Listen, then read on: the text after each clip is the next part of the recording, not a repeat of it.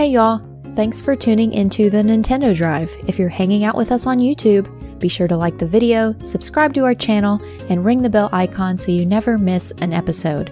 Or if you're getting cozy and listening to us on your podcast feed, make sure you're following and leaving us nice reviews. You can also support the show on Patreon and pick up some awesome merch. Links to those and more are in the description, but let's get the show started.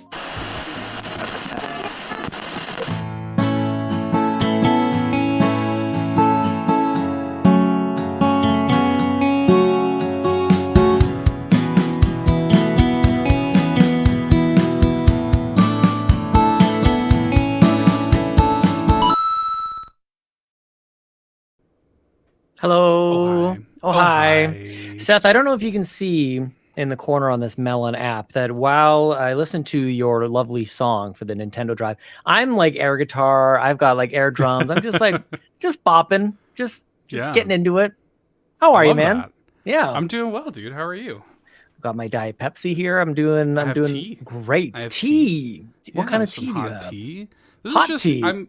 Hot tea. Some good hot old tea. Hot tea. Not iced tea. Yeah. Well, God forbid. No, it's just I'm very basic. Look, I don't do the iced tea, Sean. I don't do iced tea. Y'all do iced tea, I think, wrong. Well, do you put sugar? Like, do you have to ask for sweetened iced tea? What's the deal? You guys got all this iced tea all down there. Here. It's different because it's just actual cold tea. Well, here's the thing.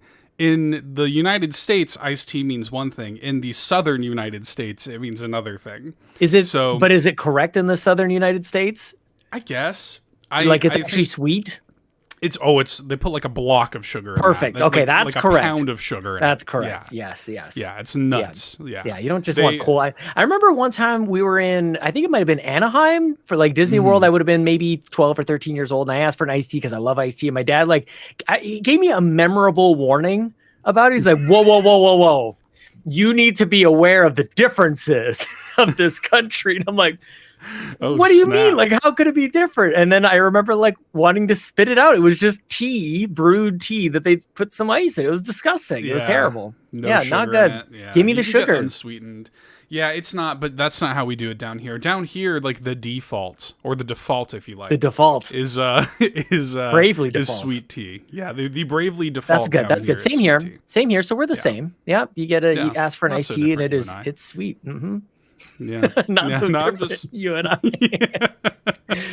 I feel like I love like those old like cliches, like those kind of just like cliche things, those old sayings, one-liners. I love that stuff, dude. Are you referencing Austin Powers when you say that? I'm referencing a million different things. Obviously could be, but like you could pick one, My YouTube shorts have been showing me clips from Ace Ventura Pet Detective, and that just so good. Some of it doesn't really hold up. I'm not sure that movie could really happen now. No. Like, he's absolutely disgusted with the fact that he kissed a man. Like, some of that stuff doesn't hold up quite so well. No, but all the other stuff, hilarious and endorsed. Still funny. I mean, you have to take it for what it was at the time, right? You have to just like acknowledge it was a different time back then. Look, he jumped into a shark tank. He thought it was a dolphin tank, and nice little Jaws parody in there. It's good stuff, dude. Yeah, Long Island Iced Tea, Lee Navarro. It's good to see you. We're here live at youtube.com/carpoolgaming. I love that. Yeah, I'm sitting here. I kind of feel like this is just vanilla chai. This is just basic vanilla chai. That's not that basic. I think orange pico would be like basic, like just a regular old tea. Yeah. I didn't even know it was like called that. I just thought that was tea. Like, yeah. No, this is just a nice hot vanilla chai. Just makes me feel good inside, makes me happy, Nice. And, I wanted to be here. I wanted to be more like Glee Navarro. Navarro, yes. Yeah, I wanted to be happy. If you know, you know. If you know, you know. Yeah. I can't believe, Sean, that this is the last episode of the Nintendo Drive before Tears. Yes. Yeah. Like, sort of like a BC tonight. What is it? AD, BC, like before like before Christ, before Tears. Zelda, BT. before Tears. Yes. BT. Yeah, man. Yeah. We're sitting here. We're boys tonight, but next week we will be men, Boys to men. But we'll be boys to men. 1, on Friday. Oh my gosh, that was one of the first CDs, compact disc. I'm aging myself. Even just mentioning Boys to Men, aging myself, man. Holy cow! What if it's not good? Wait a minute. What if it sucks? I mean, it has leaked, so I feel like there's probably like commentary on it. Have you been able to? Not that I want you to give anything away, but have you steered clear of the leaks? I'm like, dark. Yeah, like I don't know anything. Me either. Yeah, which is amazing. Totally clear. Knock on wood. Yeah. Knock on a wooden plaque from GameStop for pre-ordering the game. Star Athena says the leaks say it's good. So you know what? Whether that's real or not, I'll take it. Whatever. Sure. It would be like, I'm of the firm belief, and I think we're going to talk about Zelda, I think, quite a lot tonight. But one thing that I've always maintained about Zelda is even the bad ones are still pretty good. Like, I think Zelda's kind of like pizza. Like, Philips CDI games notwithstanding, even the Triforce Heroes of the world are still pretty good. I was going to ask you, like, what are the bad ones, Seth? Yeah. Yeah, I mean, I think most people consider Triforce Heroes to be bad. I don't. I played that with my wife and my cousin. I had a blast. Is it worse for me to think that I don't think that's a Zelda game? Like in the traditional sense, like it's more... Certainly not. Like Metroid Federation Force? Yeah, kind exact of thing? Same situation. Mm-hmm. Exact same situation. Yeah, basically the same game. It might as well be the same game with the rocket ball and all that. Oh, I really wanted to play. I actually never played Triforce because wasn't it you had to play with 2 other people? No, you can play solo, but you shouldn't. It's bad. Yeah, solo. okay. You might as well. Yeah. But now that your kids are all into 3DS, they are into 3DS. Sick. Dude, we, because everybody knows by now, we have modded their 2DSs, and we are mounting a bunch of the cartridges that we own onto it, so you don't have to flip it back and forth. So we do own Mario Party DS is their game of choice this week. The top 100 or whatever, or no DS, like not even DS. On a 3D. It's literally called Mario Party DS. And so they've come to realize, I think we mentioned last week, they're playing multiplayer Mario Kart. So like that magical local connection kind of thing that happens. And so they kind of know where to look on these DS games for multiplayer. And they found multiplayer on Mario Party DS. I'm like, how the heck did you guys do that? But it wasn't quite connecting. Maybe it was because it was modded or whatever. But it works through download play, which is another just like, how is this? This is so not a Nintendo type of thing. It's too pro-consumer. How is this a thing? You can just like, if one person has it, then you can use like download play and you can play together. You don't even have to own a second copy of the game. Triforce Heroes has it.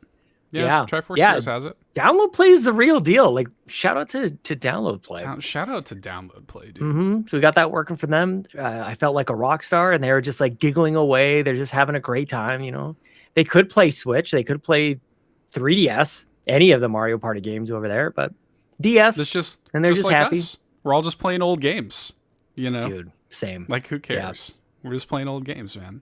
Finishing old games. Maybe, this, I have to think about it, but if I can say this, maybe I can fact check myself a little bit later. I think Tears of the Kingdom might be the first 2023 game I played this year. Wow. I think it might be. I have to look. I don't think I've played any brand new games this year. Dang. Yeah. Not even like indie stuff, huh? We don't play a whole lot of indies. Maybe a couple levels of some indie stuff. Yeah. We get a bunch of ID at Xbox stuff over there. So yeah, maybe something there. So I might be just talking otherwise, on my butt. But yeah. Well, otherwise you're just like, I'm playing Alien Isolation and Shovel Knight and Fire Emblem say Kingdom Houses. Hearts. Yes, thank you, Fire Emblem. Definitely not playing Kingdom Hearts. Oh my gosh, that would be amazing, dude. No, that'd be amazing. I tried it. Give me a gummy shiv. Get me away from that thing. Sorry, JP. The music is beautiful. I love Kingdom Hearts also. I'm not gonna front. So yeah. So no new game. This will be the first. We're gonna play it together. Thanks to science. Yeah, man. Yeah, dude. Yeah. Oh, I'm so excited for that. So hang on. So you finish? Did you do the whole Shovel Knight, or just just the Shovel Knight, the DLC? Okay, just the Shovel Knight. The Shovel Knight. Yes. It's like the Batman, the Shovel Knight. Exactly. Yeah. No, I can because I've got the treasure trove. I think that's all you could really buy on Switch. So I went in and defeated all of the other knights. I don't remember the ending being that way. And I was thinking about it earlier today. I'm like, I don't know if this is a spoiler. I mean, I guess technically it is, but also the game came out in 2014. But if I were to describe like the final, scenario, as it were. Okay, if anybody like doesn't want it, it's really not a big deal, but like skip forward. You'll be okay. Live time, I guess, if you're here on YouTube. I don't know how you do that. Mute on YouTube for a second. Like, la la la la. You just fight all the bosses. You just like they just like one after another. They're all kind of like there, almost like sitting at the Last Supper table, like just facing forward and like waiting to get up. And I don't remember that being like as tricky as it turned out to be for me, but I beat it. No big deal. Feel accomplished. That game is just so good, though. It's a great game. Yeah, it's kind of a Mega Man 3 moment. And the Mega Man 3, I remember, is creepy because near the end of that game, John 32 says, "Isn't that just Mega Man?" Yeah. At the end of that game, like the spirits of like the defeated bosses go into like the what's his name? Like the killer Dr. robot Wily? or whatever his name is. Oh. No, he's got like I never beat any Mega Man game. Not true. Only I did beat a Mega Man game on MS-DOS on my PC in like 1990 or whatever. DOS. Dude, it's so funny because this is a classic example of you don't know the game that you're playing is bad in the 90s. Like you just had no idea. You loved it.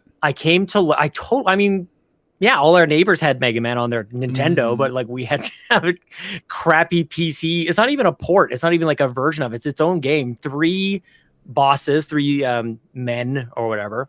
And I came to learn that this game is like famously bad. Like not only is it like regarded as not very good, it's celebrated as terrible, if that makes sense. Like for like how bad it situation. Is. Totally. Yeah. Yes. Yeah. And that's what we had. We have like my parents probably still have the box for that and the floppy disk and everything because I'm oh my gosh. Absolutely. Dude, I am one day or night away from just turning to dust. I'm just so old. Getting there. Yeah. Yeah, huge Mega Man influences, huge DuckTales, big bunch of stuff. And Zelda 2. Totally. Yeah. But my committed relationship is complete. This was the one from Carpool Gaming Days and totally rolled credits on it. I'm counting it. I know there's more with DLC and whatever, but I'm counting it, dude. Can I just say, I've got a bone to pick with this whole committed relationship thing. All right? Okay. Let me just say something, all right? Because I feel like everybody but me got these little like 6 to 8 hour games, and they're like, here, why don't you play 40 hours of Ghosts of Tsushima before Tears of the Kingdom? Who put that on the list there, Seth? Who did I put that game on the list? Oh, okay. It was my list. Yes, of course. Got it. But I actively went in. I'm not kidding you. Because I don't know if you even noticed in our document, I had a list of games initially. I changed it because I had like 5 or 6 games in there that I was like, well, that's too short. I don't want to throw in like a little dinky 5-hour experience. But then you beat Shovel Knight. Locklith, I'm sure, has beaten Portal 2 by now. Yeah. Because she beat it basically a day after. Yeah, was half into it at least. Yeah. By the end of the stream.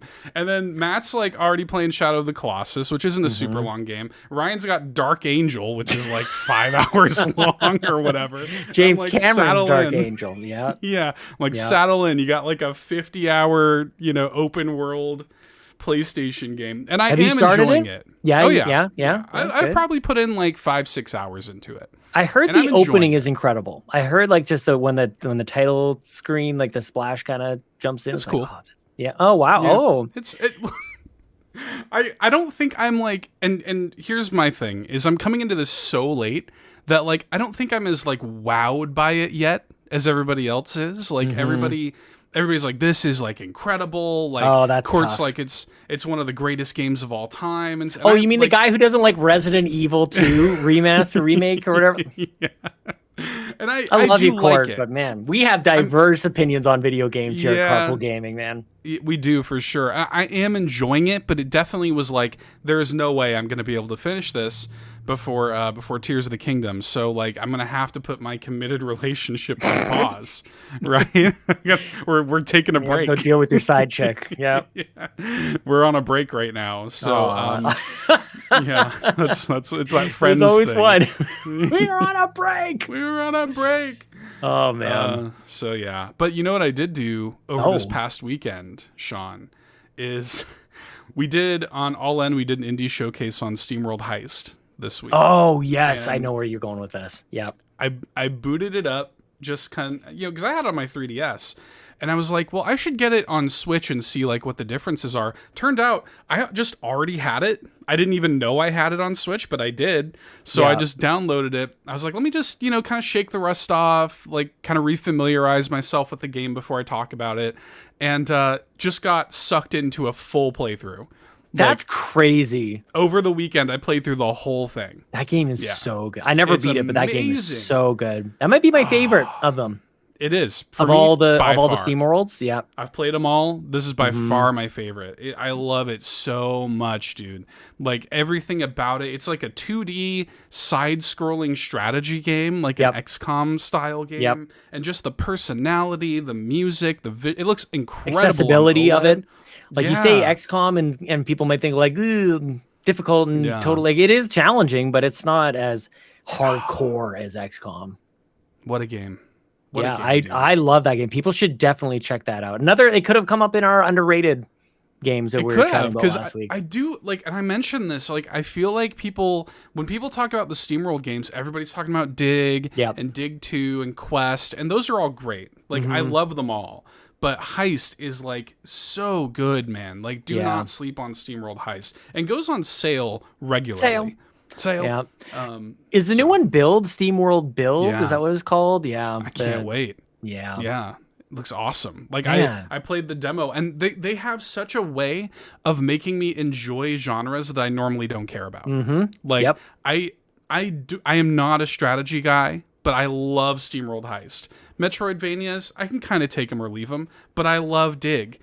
Build. I'd never played a city builder that I enjoyed in my life, but the demo for Build, I got sucked into it for like 2 hours, like it's so good.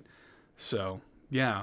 Yeah, Quest is like a card-based RPG. Like, I don't So wait normally a second. care about that. You cheating on your committed relationship has absolutely nothing to do with Zelda. I just want to point that out in case. Well, yeah. Yeah. The heart wants what the heart wants, Sean. You just like be real. plowed through this thing. One night stand almost. I blacked out. I don't know what happened. I blacked out. And just next thing I knew, I was rolling credits on it. Yeah, it's just one of those things. All right. I get it, man. Yep. Yeah. So I have a goal though in mind, and I think there's a question about this maybe later from Quagmire, I think. But my goal now, I've readjusted my pre-Tears of the Kingdom goal, where I was like, okay, finish SteamWorld Heist. 3 days. I got like 3 days to go, but I'm gonna do it. Now I'm laser focused on Card Shark. Trying to get that done before Tears comes out, because that's the new Backtrackers game. Yes. And I'm trying to get that done. That game's so hard. I'm trying to get it done. I'm playing on the easy difficulty. All the advantages I can get, I'm taking. The hints, I'm taking them. The game's hard. And Just straight up video walkthroughs. Dude, I don't care. Video walkthroughs won't help you in that game. You have to learn actual like card tricks. Like playing that game, you learn like real like card tricks. And you have to like memorize stuff and remember like steps to perform the tricks. And if it's like 2 a.m. and I'm like trying to play a game, I'm just like zombie like on the couch, just like, and I can't remember this crap, So it's too much. But I really like the game though. It's a really cool and unique game.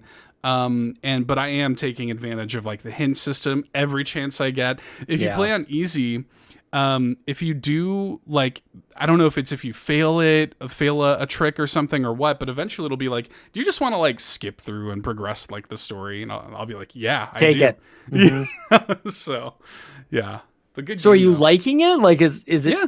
Yeah. It's good. It's one of those things where I'm like, it's good. I'm just too stupid for it, Sean. That's what it is. That's the Witness for me, man. I don't know if it's like even remotely the same comparison, but that's how I feel playing The Witness. Stupid. And I almost had to. It was on the list. I almost had to play The Witness, for goodness sakes. Could you imagine, dude? Oh my god.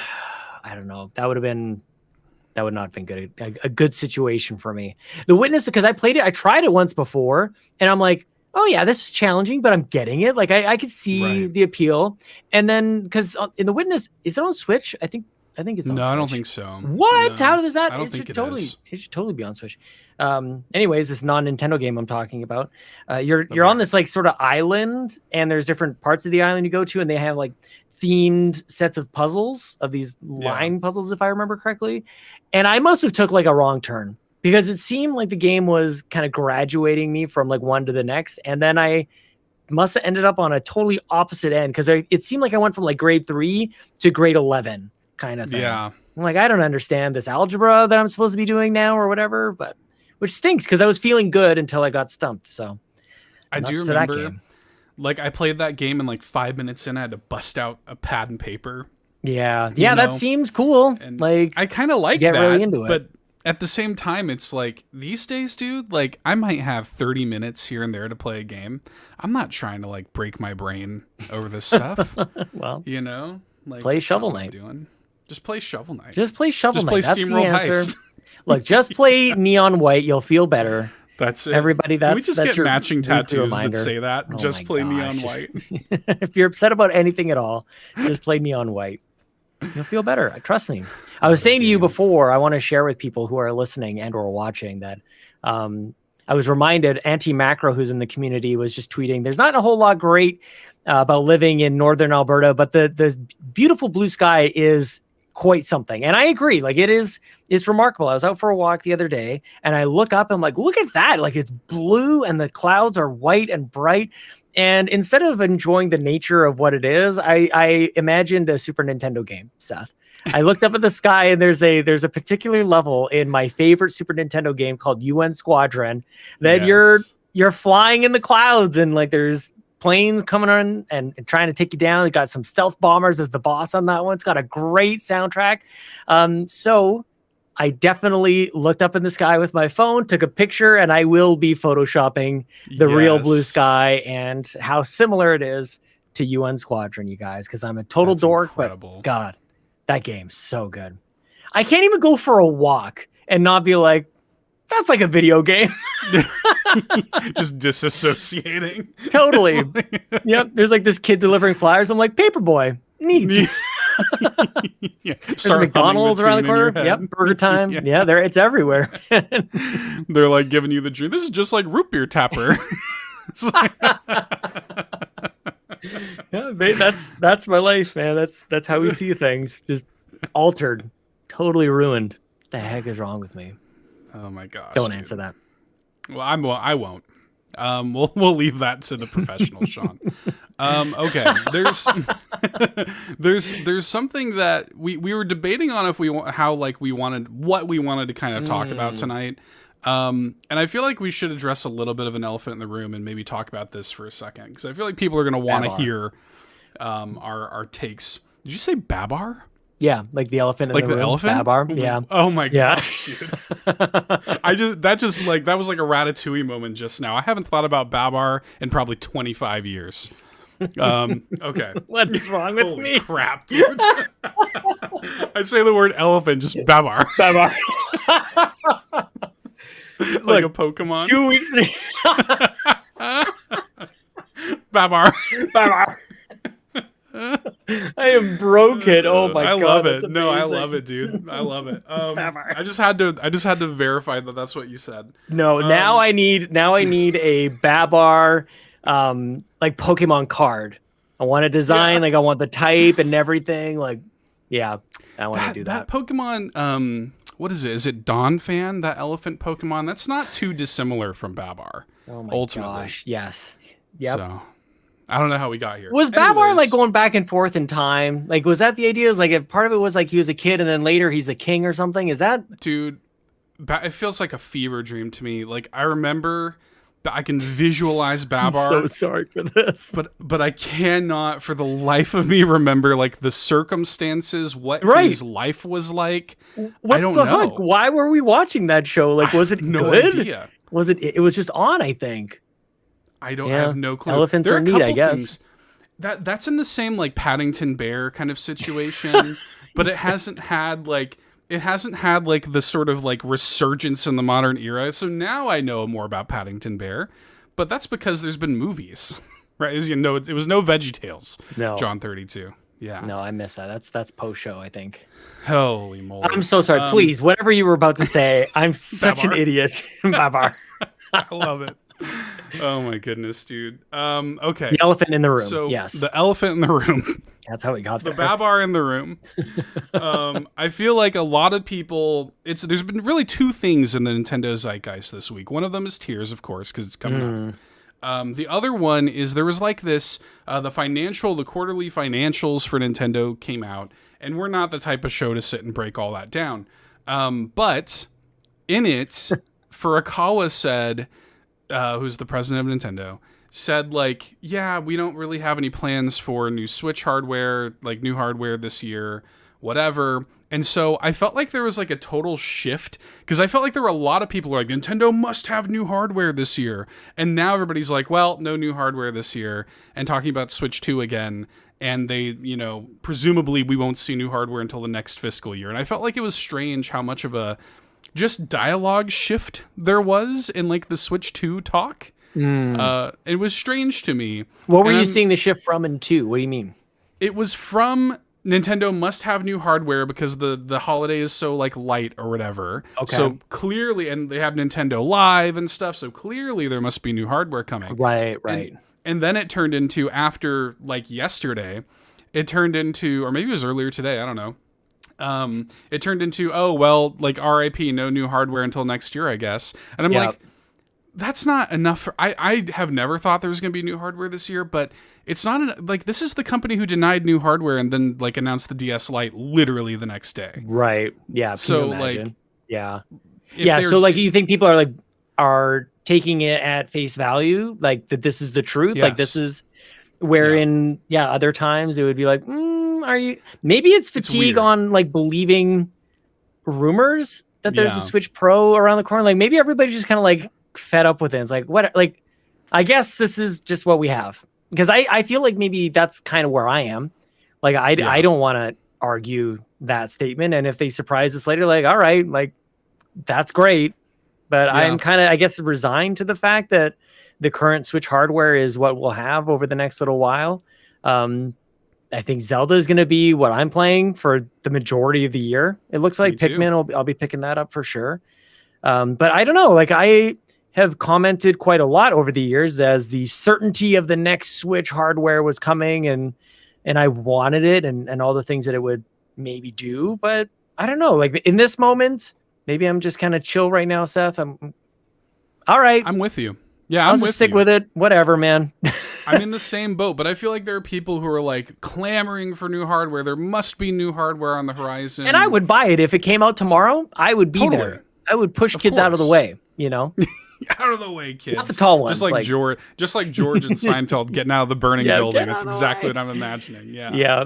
That's true. John 32 says, Sean, it's because you're not playing 2023 games. So yeah, I'm good playing old games on my 2017 Switch. That's the thing. These are facts, right? The Nintendo Switch is underpowered. We know this. We're all still, everybody listening to this show most likely is buying a brand new $70 Nintendo Switch game in 3 days. So like, right. I think Nintendo's kind of good on that. And then like, you have to think about it too, is like the whole, dialogue coming out of this was, oh, well, like the hardware sales have declined. It's like, well, of course they have. Everybody's got one now. Yeah. Like everybody has one. And by the way, they've sold 125 million of these things with no price drop at all. Yeah. So, they could literally... commentary on the declining sales, I think, is crazy. Generally, it's sort of talked about in a way that doesn't recognize how meteoric the sales have been in the past couple of years. So it's like, all right, 100%. you're supposed to sustain record-setting sales forever. Like, it was down from the record-setting year of last year. Yeah, that sucks. So I don't know. Like, would I like new hardware? Yes. Like, of course. But I think maybe as you were talking, like, this is the thought that came to mind was, once it was clear that new hardware wasn't coming with Tears of the Kingdom, then I kind of like departed from the whole conversation, because I wanted it to be just like the Switch came into life. Like, I wanted it to be like Zelda can just do that. Like Twilight Princess was GameCube and Wii, and Breath of the Wild was Switch and Wii U. Like, I feel like that would be a great place for for Zelda games to live in perpetuity, but that's not the case for this one. So guess we'll wait another 6 years for the next Zelda game to do cross-generation stuff. Well, yeah, and they'll probably, whatever the successor to the Switch is almost certainly just going to be like an iteration of what we already have. I don't think they're going to. I don't think many people expect them to completely abandon the Switch and do like a brand new thing. And nope, sorry. I feel like that's what they were doing. I feel like that's what was in development, and then maybe came to realize how important it is now that these things they do have to connect in a way that maybe seemed more like optional before. Not that we want to get too much into the whole Phil Spencer thing. Ryan Turford and I will talk about that on the Xbox Drive tomorrow. But Phil Spencer, head of Xbox, was on Kind of Funny, talking about how the Xbox One generation was the worst one to lose because that generation, along with the PS4, established this interconnected like digital library standard future that your game libraries will carry over with you, and that's the expectation. It's been on PC forever, by the way. Like, that's just been life. And I feel like that's kind of the expectation in gaming now that Nintendo has kind of caught up on. I don't know. They have talked about how they have struggled to come up with like what the next console is going to be. Like, how do you follow up the Switch? It's one of the best selling consoles of all time. Like, how do you follow that up? Because we've seen this play out before with the Wii to the Wii U. So yeah, that didn't go so well.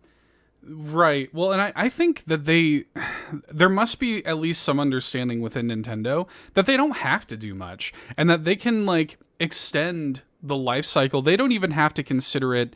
Like, I think it's literally the comparison to a PS4 Pro, I think, is apt. I think it's going to be a little bump. It's going to be like a little more powerful. It's going to be everybody's going to buy it. It's going to become kind of the new standard. You drop the price of the old one, continue to sell the old one, have this new one out that's a little bit more powerful, that upscales to 4K, get everybody to buy it. And then like that is the thing that pushes you over the line, because they're right there. They're like, I think 20 million units away at this point from being the best selling hardware of all time. That's crazy. So, like, I think you're just a bump there. Like, you're very, very close. So I think they're going to put out some kind of refresh. Maybe they launch it with like the next 3D Mario game or something, and just bump them over the finish line. And then I think that'll carry them to the end of like a 10-year life cycle or something. And then you do, something brand new. But yeah. Can I just say something that attacks the entire Nintendo community here, Seth, if that's okay? I'm mad at everybody. I'm mad at everyone. In that the Switch Lite should be enormous, and we should have made it in such a way that Nintendo would have no choice but to give us a Switch Lite with an OLED screen on it. And not only that, but like many colors, just ridiculous number of colors and special editions and everything. Like, the Switch Lite should be the one that we buy 6 of. I agree. Like the 3DSs that we all, or at least me and Bobby were buying. Yeah. I don't have that with the Switch personally. I'm maybe some other people are. Did you pre-order the Tears of the Kingdom OLED? No. It's pricey, right? Yeah. Like, it's kind of, it's a little much, but the Switch Lite could be that.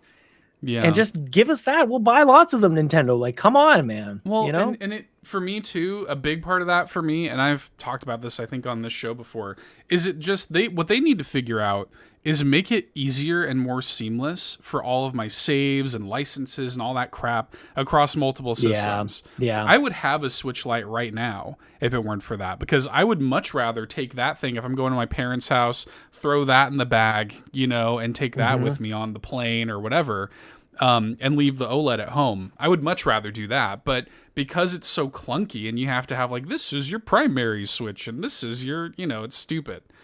So just make it where Xbox has figured it out. Like, they figured that out, where it's just all synced. It's all in the cloud. You're on one. I can go into the living room, pick right up where I left off or whatever, it is, this out. It is similar in terms of like, you do have to assign your home console on Xbox. I think the difference is so few people have multiple Xboxes. And a lot of us in Nintendo land have multiple Switches. So this becomes a thing. Not only do we as individuals, like I have multiple Switches, but like Chelsea, my wife, has a Switch. And we also had, like, when we got our OLEDs, we gave the original one to our kids. So there's, I think, three There's 4 Switches in this household.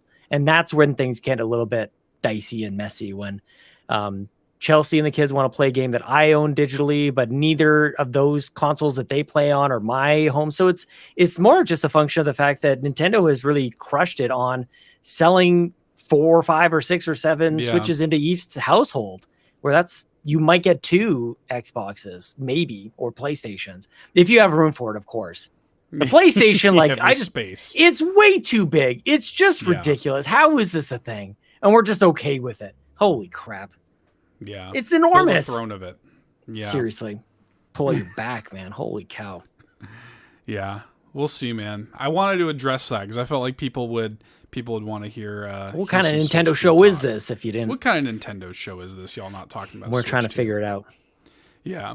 Okay, Sean. Let's get into a few questions, shall we? Oh, okay. Let's get into a few of these. We got a few questions. The first one comes to us from Taylor/TPR/Trevor. Hey, welcome on back. He says, "Welcome to week 1 of my personal challenge," and this is in all caps, Sean. "To get mega involved again with carpool gaming, I am submitting a question every week on the week for every show as long as I can. Week 1, the Nintendo Drive. I feel like I'm the only one not playing Tears of the Kingdom at launch. How do you guys cope with game FOMO that doesn't involve buying the game?" I've been dealing with that all year, to a certain extent. Do you feel FOMO from not playing the new stuff? Do you care? I guess that's kind of at the heart of this question, isn't it? Yeah. What was the first part of the question? Is he the only one not playing Tears of the Kingdom? He says he feels like he is. You're definitely he's not. Definitely not. Yeah. Look to Carpool Gaming. You don't have to look any further than this. There's only half of us playing it, actually. Court is skipping it. Ryan is skipping it. Garrett is skipping it. Matt, I don't know what Matt's doing. I don't know what Matt's doing. What is Matt doing? Matt, what are you doing? I think he's let's call him. Matt, what's going on, buddy? Let's call him. Who knows? Do I have his phone number? I don't even know if I have his phone number. We should totally do it. Oh Somebody my gosh. Must. I just got a message, speaking of who isn't playing Tears of the Kingdom, I just got a message from a colleague at work who wanted to let me know 23 minutes ago, GameStop in Southgate is going, which is a mall here, is going to do a midnight release for Tears of the Kingdom on Thursday night. Thought you might want to know. So if you're in the Edmonton area, GameStop's doing a midnight release. Little does he know, I ain't ever going to GameStop. Okay. He doesn't know the ire that I have. Yeah. He's listening to the show. Yeah. That's what it is. Yeah, you should. Brian Turfer says Matt is in a committed relationship with Honkai Star Rail. Well, that's on him, I guess. I don't know what that is. So yeah, I think there's quite a few people who aren't playing it. But yeah, FOMO is definitely a thing, I would say. I think I'm dealing with it as good as I ever have right now, Seth. But I think what I've come to realize that gives me comfort is that I have been miserable. I think I was talking about this on the Patreon podcast for Patrons Podcast, that I've been miserable trying to keep up with everything.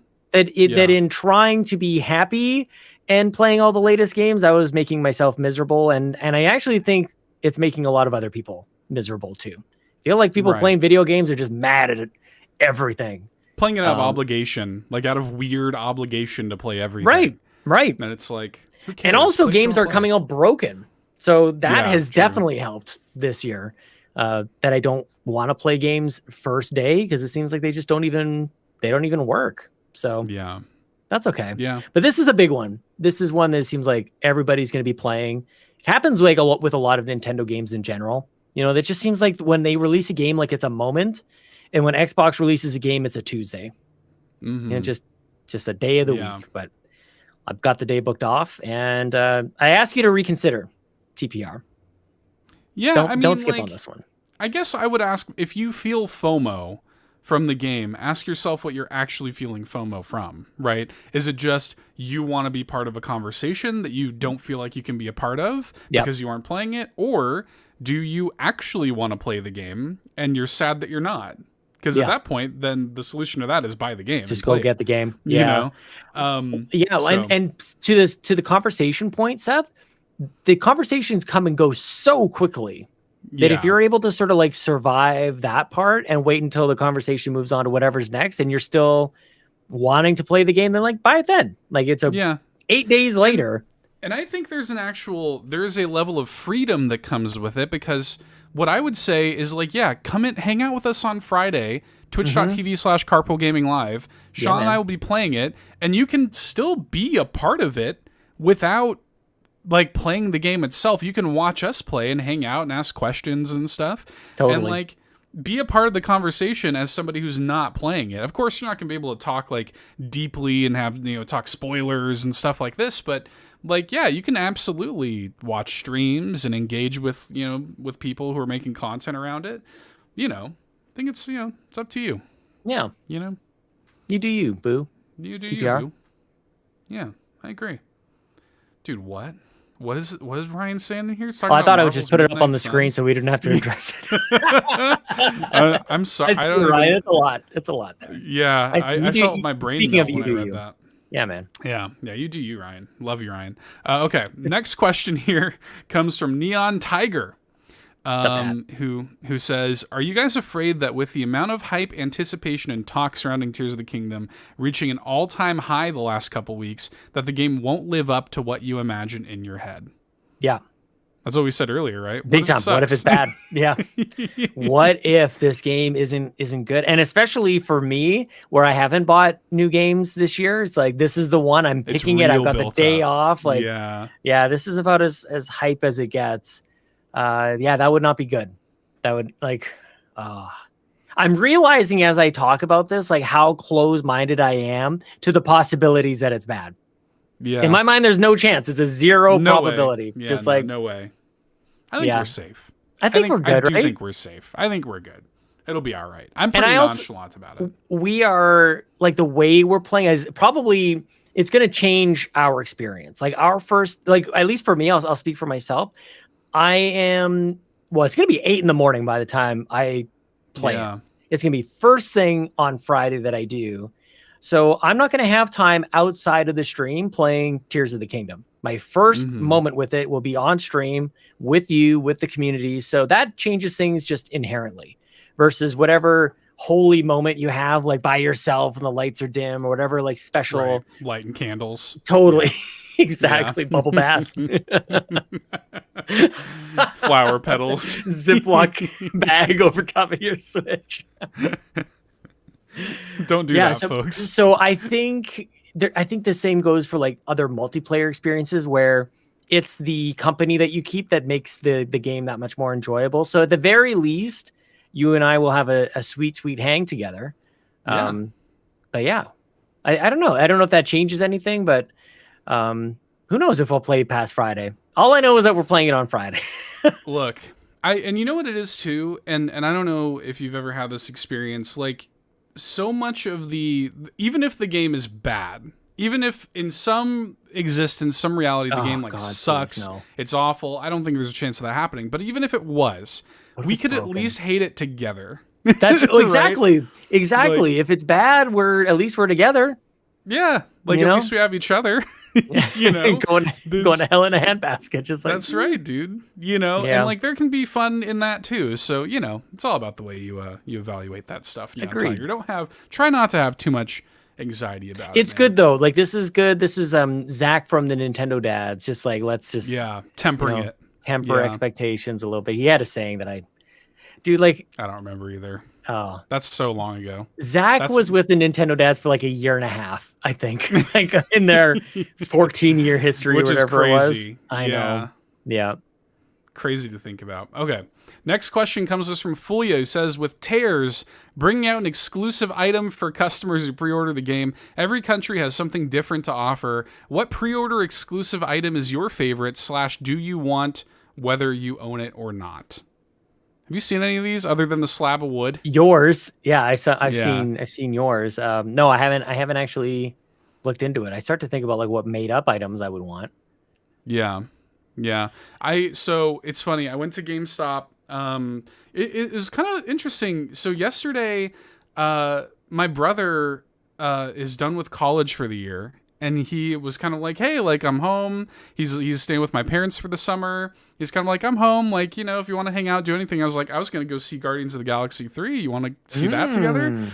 So we just had an impromptu day out, brothers hanging out and seeing Guardians. Wow. Nice. That's so sweet. And so I went to GameStop because he wanted to get his copy pre-ordered and everything. Yeah. He got his copy pre-ordered. I went ahead and like paid mine off and everything. And I know the guy who runs that store, and he's like, "Do you want to see like the wooden slabs?" And I was like, "Yeah, sure." And he showed me one of them. And you know what? Kind of nice. Like it's actually, for what it is, it's just like a wooden plaque. But you know what? It's kind of nice. I'm gonna put it where Captain Toad is behind me. I think I'm gonna display it there and just have it on camera so everybody can see that wood. I'm picturing like this cedar plank that you cook, like you barbecue salmon on or something. Like, what is this? Kind of what it is. Yeah, that okay. Of is That's what it kind is. of what I'm. Okay. They have a good smell. Like, you got to be like Ron Swanson with this thing. They were packaged. They're individually packaged. So I will report on the smell. I think I'll do an unboxing when I get home. I will report on the smell. We'll and let report everybody on know the what's smell. up. Yeah. Yeah. So, but I think Target has like a fanny pack or something that you can get. Yeah, one of them, Walmart, I think it is, has like a wall scroll. I think you can get from Walmart. So Jack in the Box gives you dubious food.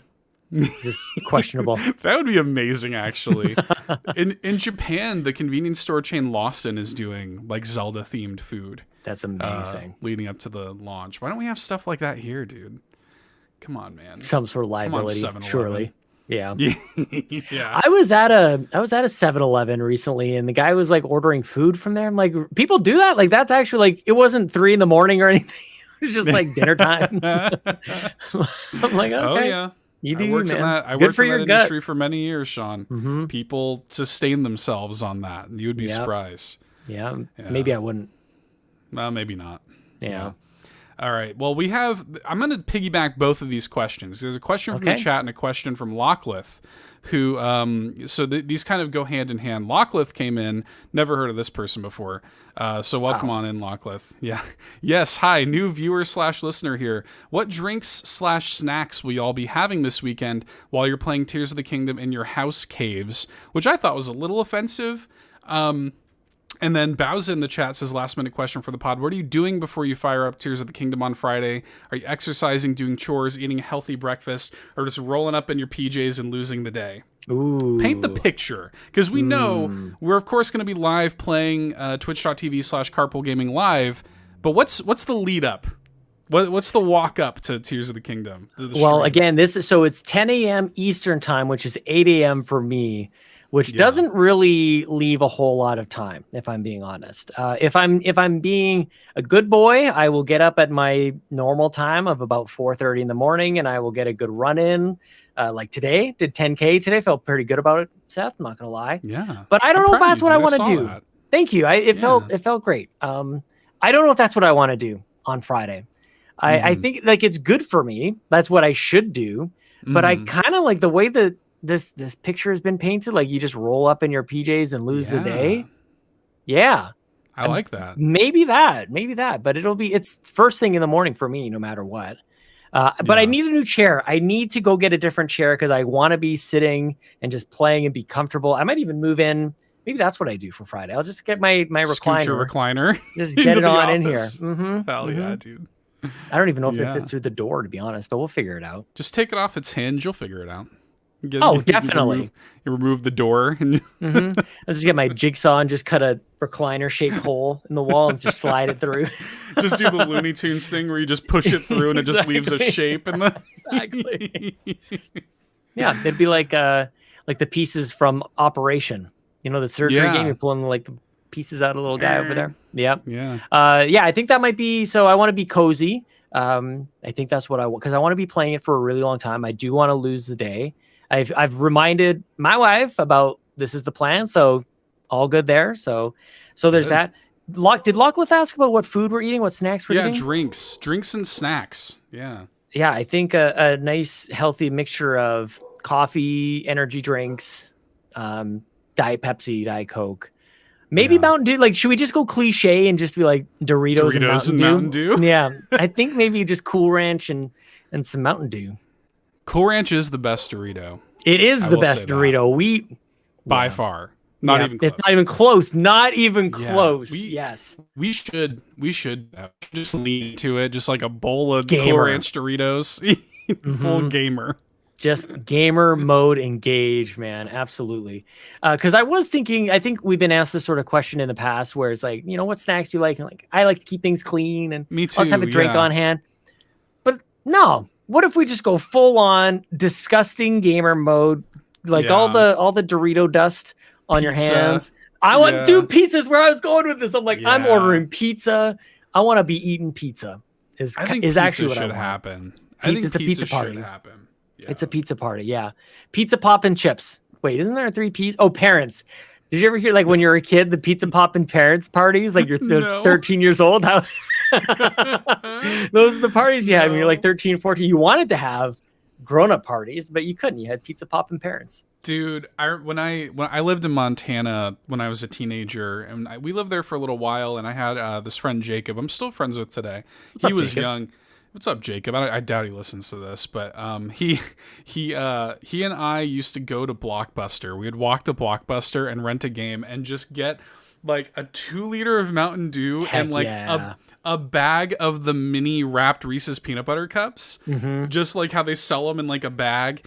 And we would just like eat that and drink out of that 2-liter of Mountain Dew and play Tony Hawk like all night. Yes. Like, oh man, just so good, perfect cap to that story. I need to say this though, because I'm living like in an imaginary place, and I'm like, yeah, let's eat and do all these terrible choices. I can't survive that. I'll feel what terrible. I was say. Yeah. I had a moment last week where I made some poor eating decisions and had a moment the next day, like when an alcoholic wakes up and they realize they have a serious problem and they never want to drink again. Like I had that with eating. I'm like, I never want to eat. It was, and I hate to slam this place, but like I had Carl's Jr., my favorite burger place ever. I love Carl's Jr. and it made me so sick, dude. It might have been the milkshake though. Oh, so I had I kind of went to town on it because I'm like, I did a half marathon. Like I'm gonna have have a burger and a milkshake and regret, just total absolute regret. I think it's the milkshake, but in that moment I had like, man, I think I need to make better choices than that. So we'll see. We'll see how tough I am. Maybe I'll keep it to gluten-free pizza. How about that?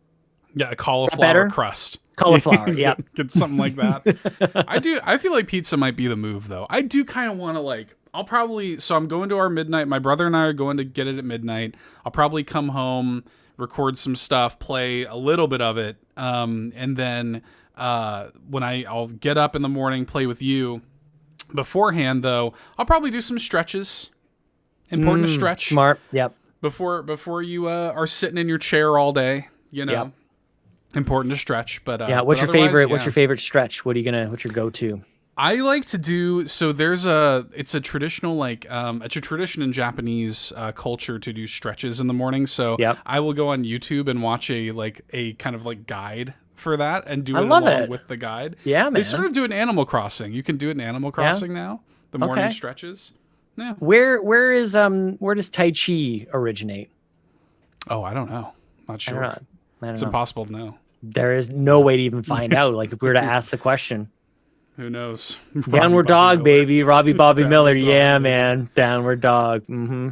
Oh, absolutely. Goodness.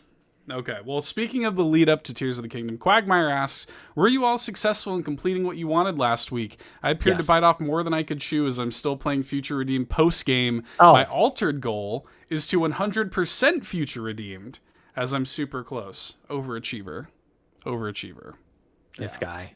I'm so jealous. I want to so badly play Xenoblade Chronicles 3. I want this is another huge reason that I feel comfortable not buying new games. Like Mama Capri is like on my shoulder, like screaming, like, you don't need to buy a new one. You haven't finished the last games one. You have. Yeah. And she's right. I have so many games already. And so many of us do. This isn't like me going like, look at my pile of games.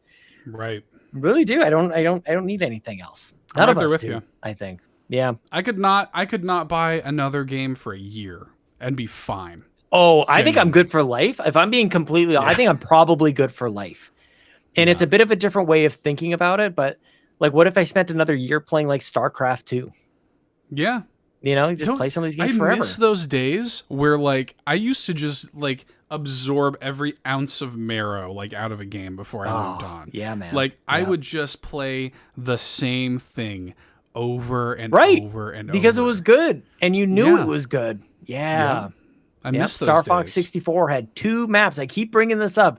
It had 2 multiplayer maps, and one of them was awful. So you played one multiplayer map for years, man. But you were happy with it, dude. We were stoked. You know? Oh my gosh. Yes. I missed that. Yeah. What was the question? Well, it was something, I don't know. It was something about, did you finish what you wanted to finish? Sean did. Yeah. Yes, I did. Like I'm like, was there a question there, or was it just Quagmire, humble it was just bragging? Stating a fact. Yeah. Yeah. You have 300 hours into Xenoblade. Yeah. Well, look, we all wish we could be more like Quagmire. That's true. So handsome. Last question here comes from Antics, who says, what's the next smaller Nintendo franchise that deserves dedicated focus on the scale that Metroid, Fire Emblem, and Xenoblade have seen over the last decade? We said ARMS. We said ARMS last week. Give it to ARMS. 6 more ARMSes. More amiibo for ARMS? Yeah.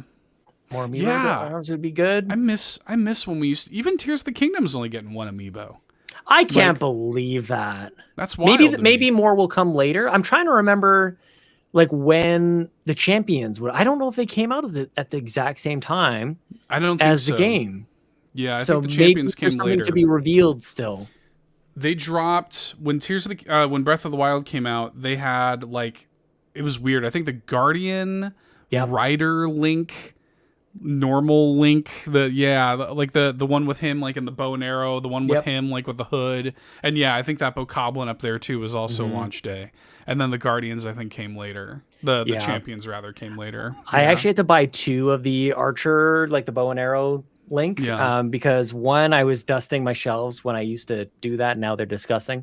And I accidentally like bumped the Link amiibo onto the ground, and he landed like arrow point on the ground, and it just snapped off. So that sucks. I had to buy another one. Yeah. Luckily I was able to find one more, but hey, COVID. What was the question? Smaller Nintendo franchises. For me, the first thing that comes to my mind is Wario. Like not WarioWare. We've had WarioWare. Bring back Wario Land. Straight up Wario Land. Mm-hmm. Like I really liked Shake It on Wii, and that was the last one. Yeah. It's also just funny to have a game called Wario Land Shake It on a system called the Wii. It's kind of funny. But I almost did a motion. I'm so glad I didn't. Just gonna keep my hands clasped. Almost did the No More Heroes thing. Yeah. Wario's my answer to that. I would love Wario's to see good. Yeah, Wario come back in a big bad way. I feel like that's one that not everybody's gonna say. I feel like I have like a cliche like F-Zero kind of F-Zero's good too. Wave Race. Yeah. Actually, I'll go over more of Wave Race was very, very good. Yeah. Yeah, dude. I think that's probably well gone. You know who wants Smash to Brothers. Bring back Smash. Give it more Show love, some baby. love to Smash, man. Underrated franchise, baby. Let's do some more Smash. You know what I'll say? The studio who actively wants to make a new Wave Race is Shinen Multimedia, the guys who made Fast RMX and like Fast that would Racing be Neo. amazing. Yeah, let them do. They did an F-Zero. Let them do Wave Race. Yeah, totally. Yeah.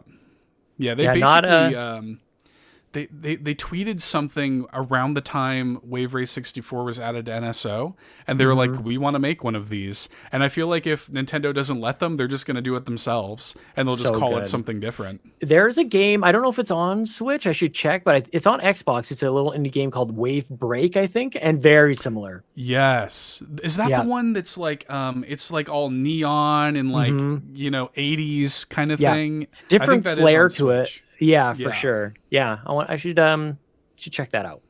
Indeed. Yeah, good game. Indeed. I feel like there's got to be something else on the underserved side. I could go. I want to see game. I want to see Chibi Robo come back. Oh, whatever. I want to see whatever. Rhythm Heaven. I want to see Rhythm Heaven come back in a big bad way. But yeah. Sorry, I know. Animal Crossing. Remember that one? Yeah, bring back Animal Crossing, dude. Come on. Let's do this. All right. Well, Sean, that's the last of our questions this week.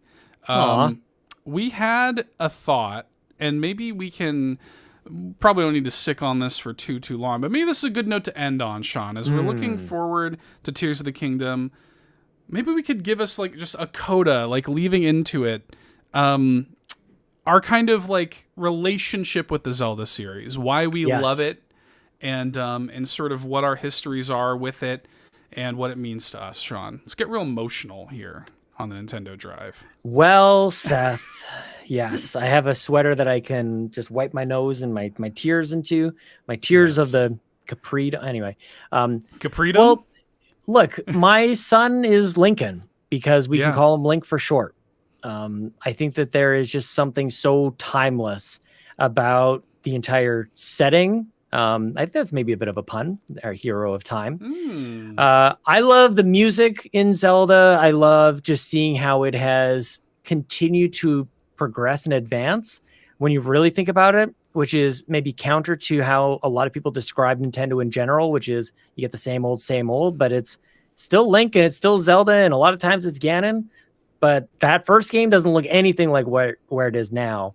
And the magic of the game design from the first game to Breath of the Wild, I think, is just insane.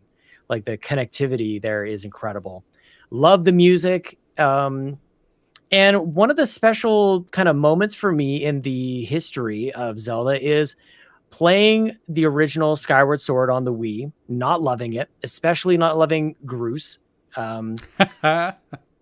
And then having the HD version unveiled at that February Direct, and I'm like, oh, of all the Zeldas, like, just give me Wind Waker again, but on Switch this time. Like, give me that one.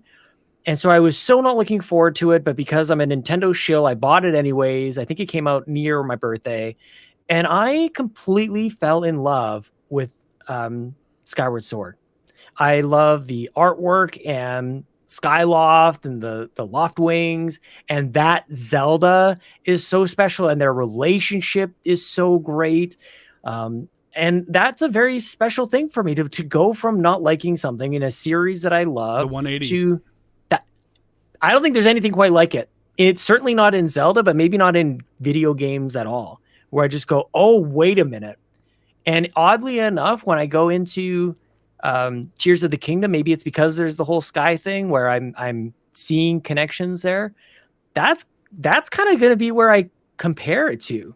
Like, I should be comparing it to, if that's even a thing, to Breath of the Wild. There's obviously much more connective tissue there, but like, I have a very special place in my heart for Skyward Sword all of a sudden, and it should be like A Link to the Past or A Link Between Worlds or Ocarina of Time or something like more cliche, I guess, in that sense.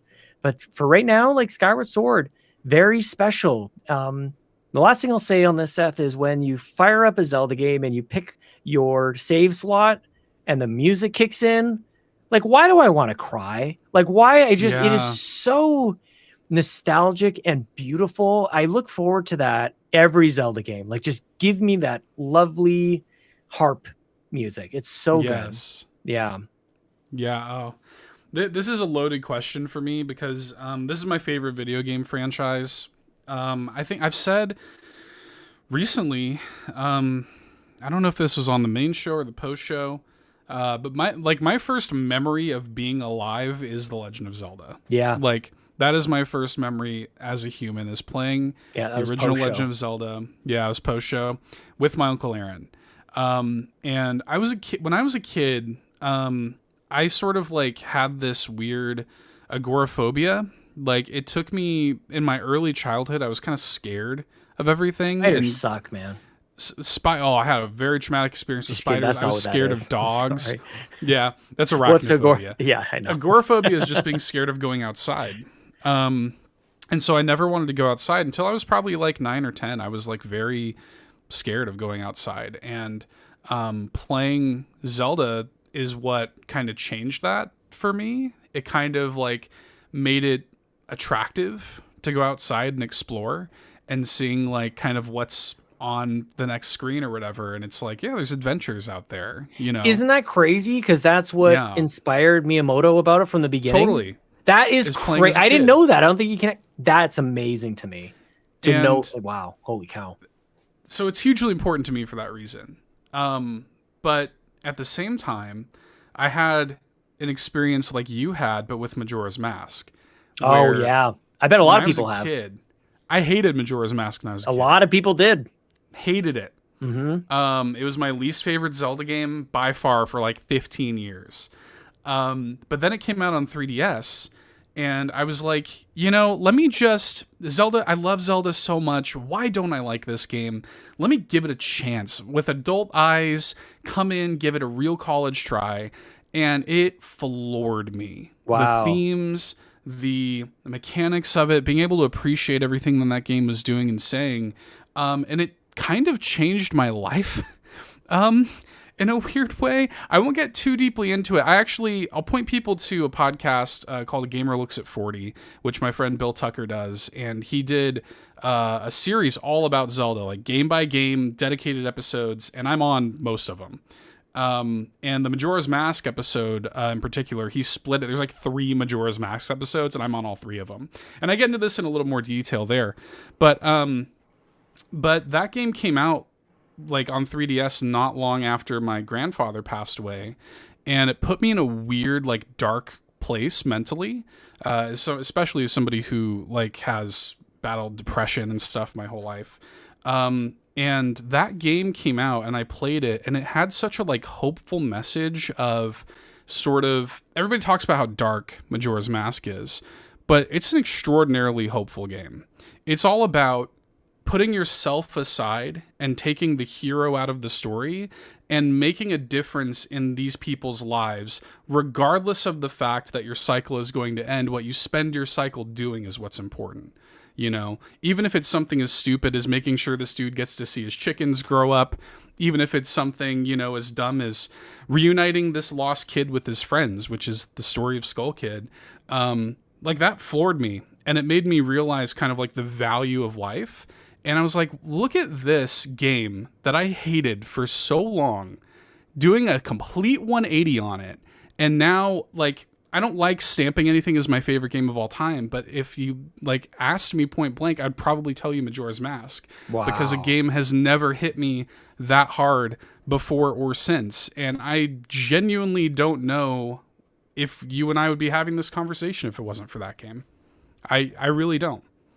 I was in a dark place and that game kind of pulled me out of it, and yeah, it's a good game, good series. I like Zelda a lot. I don't know that I've heard anybody talk about that game with an uplifting slant to the description of it, like at all. Yeah. It's just not really what you think of, I think, with Majora's Mask. That's awesome, dude. I love People that. are always like, oh, it's so dark and creepy, and it is, right? But like, yeah, it's so beautiful. Like the stuff that you do in that game, I mean, like getting this, and it's all through like either the memories of people who have passed on, the Zora guitarist Mikau who passes on and dies in like Link's arms.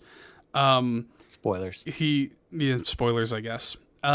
Who you end up like helping the band re-find their voice and passing his song along to them.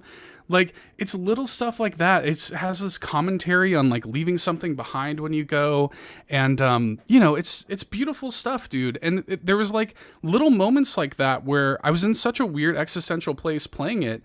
Little stuff like in the Astral Observatory when you look at this gigantic moon through the telescope and it's bearing down at you, but you have to look beyond it in order to see the falling, star. And I'm just like, even a moment like that, I was like, wow, like, I remember the thought that entered my head when I saw that was, there's stars beyond the moon, Like, I can look at that big, scary moon, but that isn't what I should be looking at. I should be looking at the stars beyond it, I had moments like that constantly playing Majora's Mask. Good game. Yeah.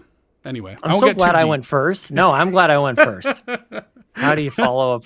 Like, I'm sitting here thinking, like, when Chelsea and I first started dating, I went over to her condo to visit, and I walk in through the door, and she's sitting on the couch playing Ocarina of Time, talking to the owl, just like hammering through, like she's just skipping through everything, hitting A, and she doesn't realize at the end, he goes like, do you want me to repeat this? And it defaults to yes, it defaults if you like.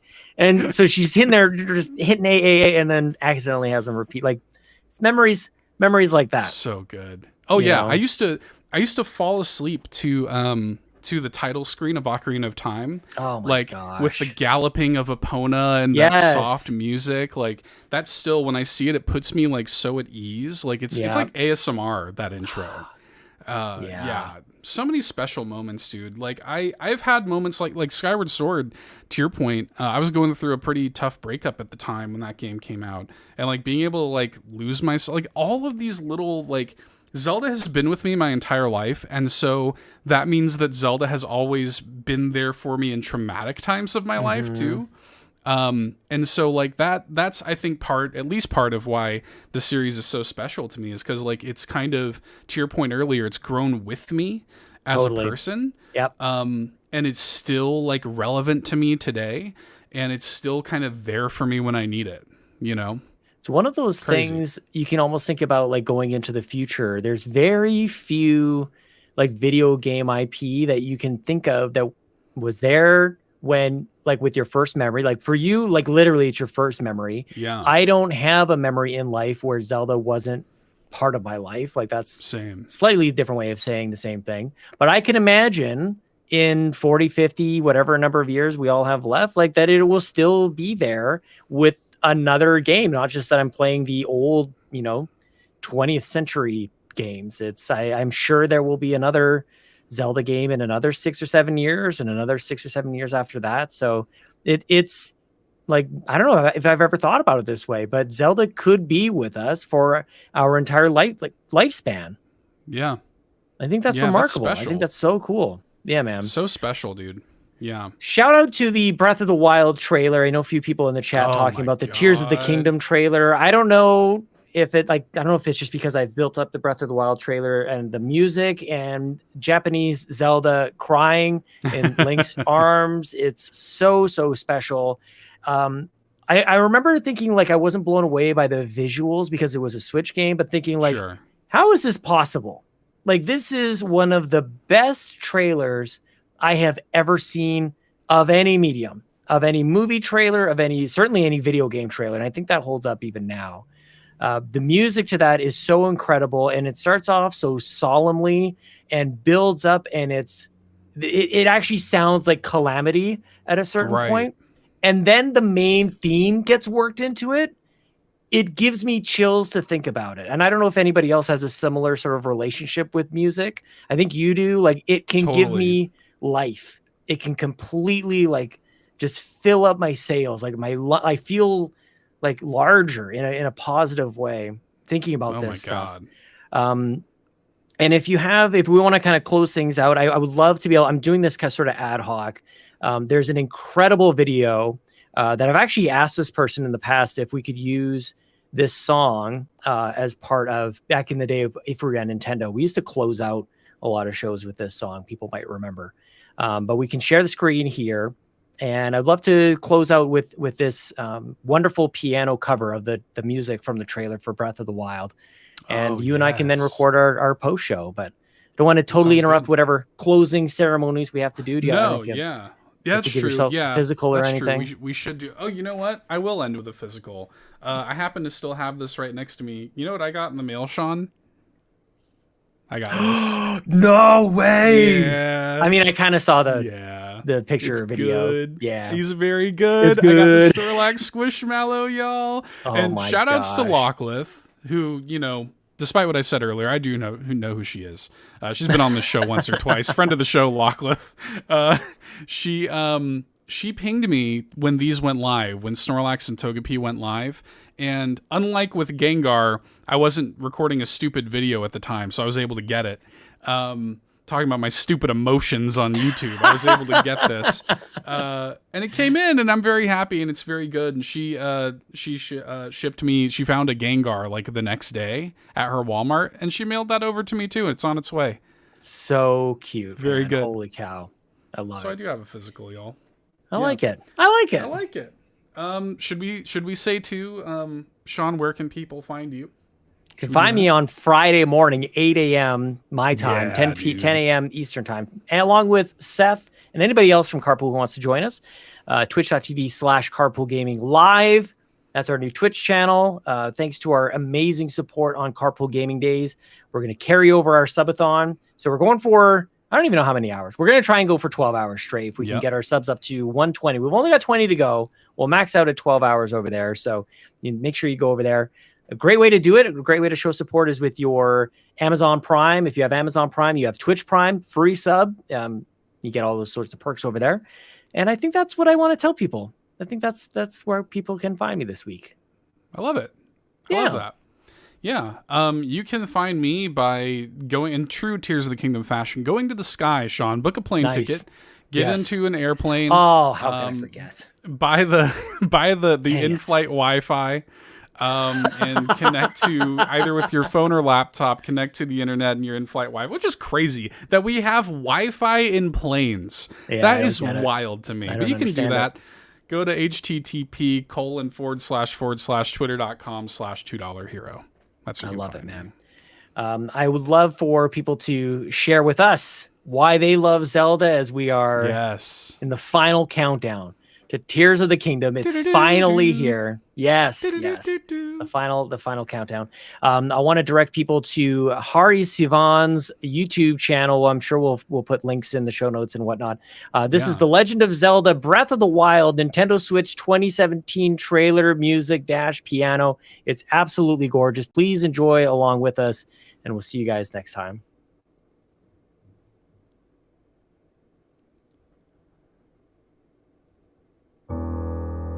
Except I can't hear a dang thing. I muted the thing. Hang on. Oh, you can hear it? I can hear it. Yeah, okay, I can hear it. I'll fix it for me.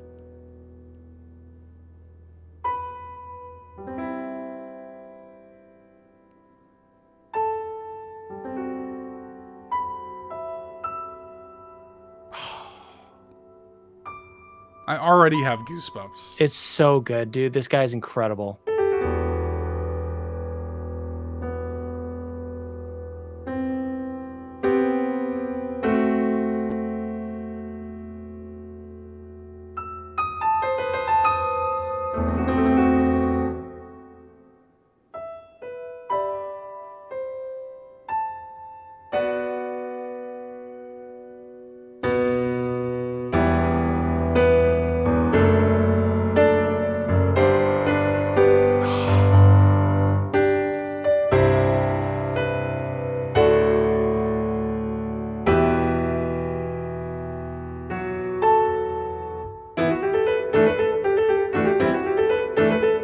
Makes me want to go to Symphony of the Goddesses. I'm telling you, man. I never got a chance to go.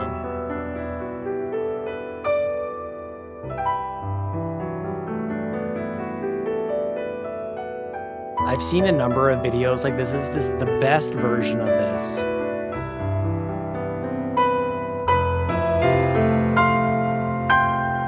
Going into that minor key.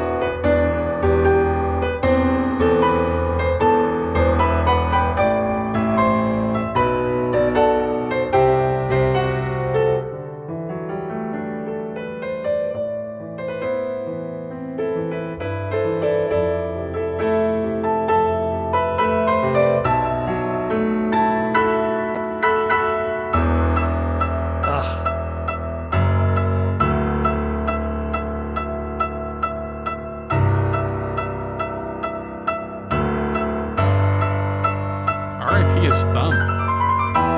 Just gone.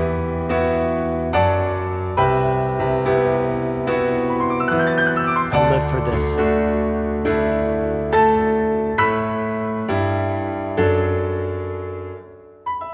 Right here. This is it.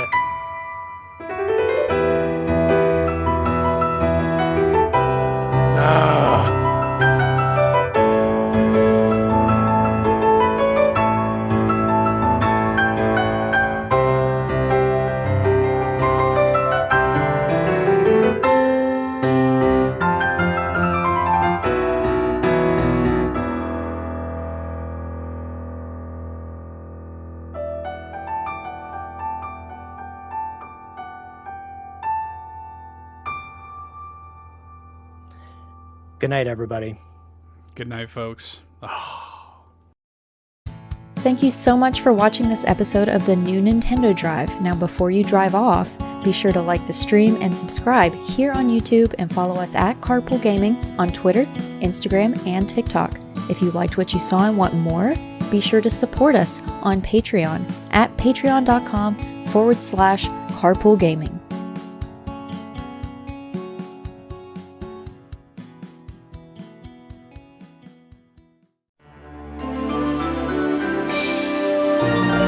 Geek.